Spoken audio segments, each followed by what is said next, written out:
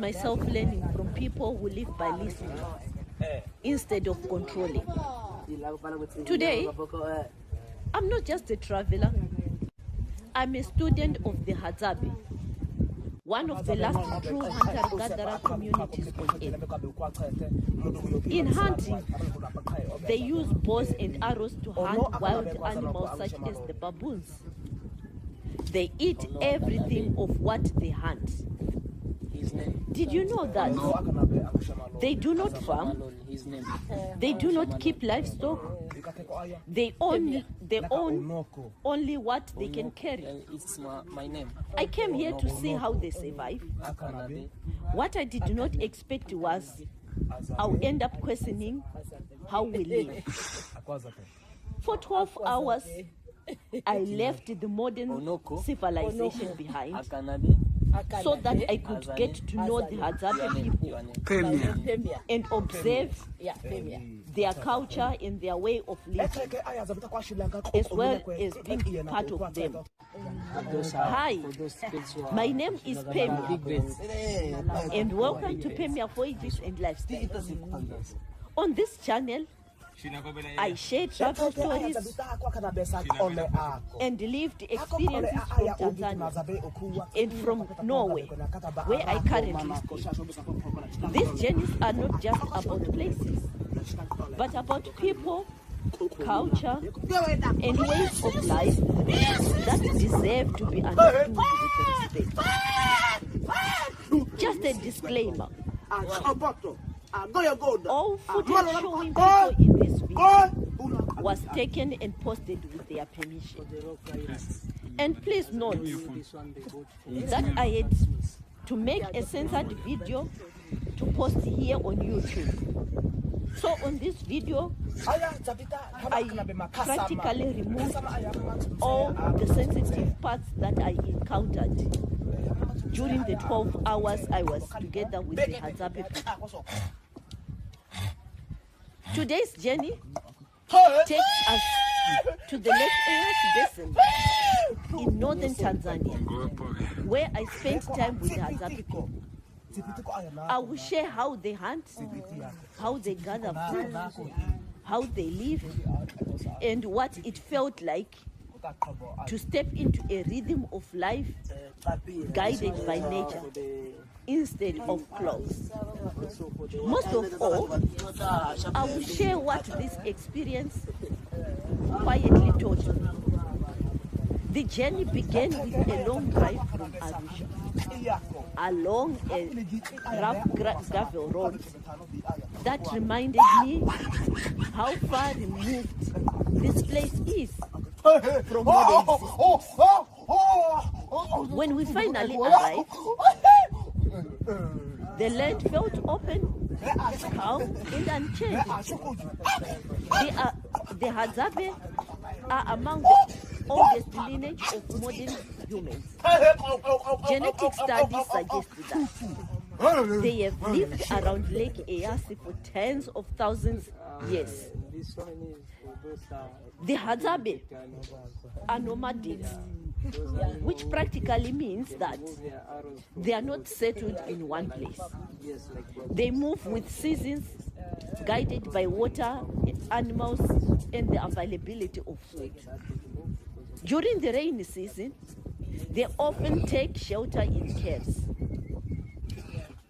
On my journey, I was accompanied by my local guide and translator, who grew up alongside the Hadzabe and understand how to move within their culture with respect.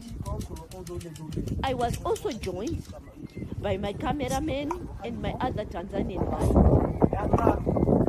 After formal greetings, which the Hadzabe men called Onoku, we sat down together and started talking. Earlier that morning, the men had already gone hunting. When we arrived, they were resting quietly, lying on the ground, unbothered by time. In Hadzabe society, Men are primarily hunters, mainly for practical reasons. However, it is not forbidden for women to hunt. Hunting is usually done using bows and arrows that they make themselves from materials found in the environment. The women usually don't hunt because they consider that hunting is a job that requires a lot from their side. So that's why the men are the hunters. The bows are crafted from branches of dombea and grewia trees. The arrows are carefully designed and fitted with feathers from birds like ginfal. For metal arrowheads, the Hadzabe trade with the Datoga people, exchanging animal skins and trading medicines. Onoko began showing me the different arrows they use. Each one is designed for a specific purpose. Nothing here is random. Everything has a meaning. The Hadzabe speak Hadza, also called Hadzabe. It is a click language, and it is not related to any other languages in the world. It stands alone, just like their way of life. However, most of them, they can speak Swahili as their second language, and Swahili is the language which is spoken in Tanzania. The first arrow he showed me was a can you come grab this camera? I want to try shooting. Used for small animals such as birds. Like, come from here. In their language, it is called ududung ako. When a bird is shot and falls, they quickly grab it and kill it by biting its head. The arrow is a single piece of wood sharpened with care. Next, he showed me an arrow with a barbed metal tip. This is used for larger animals such as warthogs. The barbs catch in the flesh, ensuring that the arrow stays in place long enough for the poison to work. Then came another arrow with a larger barbed wooden tip and an extra bound barb. This one is used for animals such as baboons, which are known to pull arrows out while running. The extra binding ensures that the arrow remains lodged. Lastly, he showed me the poison-tipped arrow. The poison is made from plants and applied carefully. It is powerful, but used with respect. When the Hadzabe hunt, they are very proud of everything they get. In describing about the bows and arrows, Onoko was very good at making the sounds of the different wild animals, such as the baboons. Usually, after hunting, they cut the meat into small pieces, then dry it using the sun. They usually hang it on a tree so that it dries very well and can be used in the future. This way, why? Did you know that the Hadzabe hold deep respect for the hyena?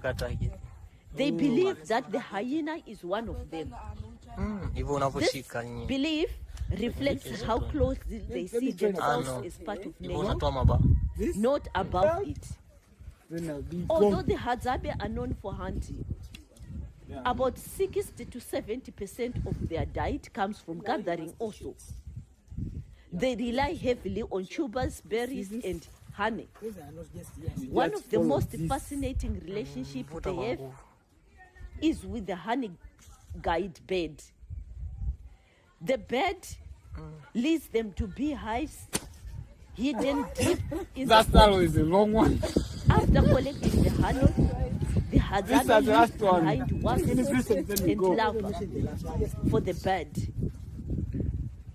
It is a quiet partnership that has existed for generations. The Hadzabe live in an egalitarian society.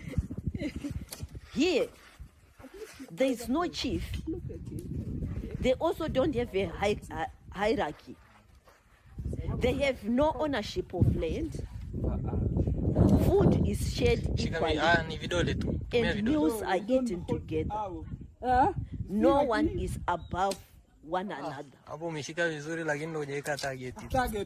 was my turn to practice with the bow, they showed me how to hold it at the center, how to pull the string using the 3 fingers, and how to stand steady. There was no pressure with them, no judgment, only patience. What stood out most was how relaxed they were. They did not perform for the camera. They did not try to impress me. They were simply themselves. The Hadzabe hunt at any time of the day or night, depending on animal movement. Their schedule follows nature. Early morning are often the most active. But remember, food gathering never truly stops. During the dry season, they may wait quietly at waterholes at night, observing and listening, whilst waiting for the animals. One detail that caught my attention whilst I was there was that the men and the women were sitting separately and not speaking to each other. It was the women who sat together with the kids, whilst the men were hanging around, drinking and smoking. At first, it might seem like they live separate lives. After a while, I walked over to where the women were seated. What I witnessed there changed my assumption. The Hadzabe women carry deep knowledge of the land, I tell you. They read the forest the way others read books. They know where to find roots, berries, and honey. Their contribution feeds families and sustains life. They possess skills that many in modern societies have lost. Their strength is quite steady and essential. They also make some jewelries using the products which they get from the animals. As mentioned earlier, the Hadzabe do not forge their own metal arrowheads. In my next video, I'll be visiting the Datoga people, the community that forges these tools and supplies the Hadzabe with weapons through trade. As you watch this, I invite you to pause and reflect. What progress mean to you? And what might we have traded away in the process of becoming modern? I arrived here thinking I was visiting a primitive culture. But to tell you the truth, the Hadzabe showed me something else. They showed me that they do not live with debt. They do not live with borders. They do not live with constant stress. They live with community.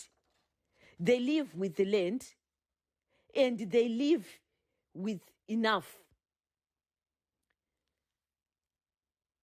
If civilizations means progress, then maybe we should ask ourselves what we have left behind.